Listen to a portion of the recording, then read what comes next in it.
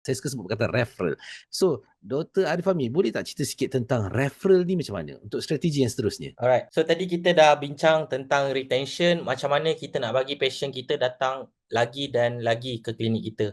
So, the best technique adalah bagi the best customer experience, exquisite customer experience, the best service. Macam success factor yang kedua tadi, the best service. So, dia orang akan datang lagi lah, tapi bukan menggunakan teknik harapan yang kita harap dia datang lagi. Tetapi ada inisiatif-inisiatif yang kita design lah untuk dia datang lagi. Sebagai contoh, kita ada newsletter, kita ada follow up. Contohnya kalau dental, after 6 months kita cakap, dah sampai masa dah untuk buat scaling, contoh.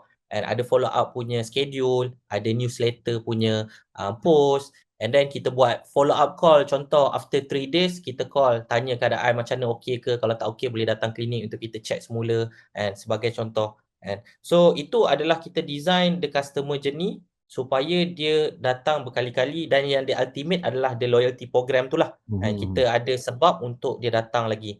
Kalau loyalty program ni tak proven, tak adalah company-company besar contoh mesra settle contoh. So jadi mereka ni dah jadi loyal patient kita.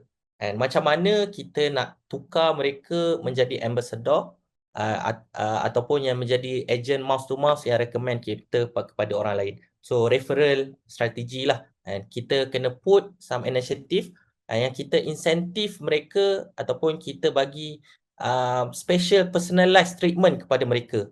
Saya bagi contoh lah macam mana application. Contoh, kita list down, kita ada database, and kita ada 100 orang yang berbelanja paling banyak di klinik kita.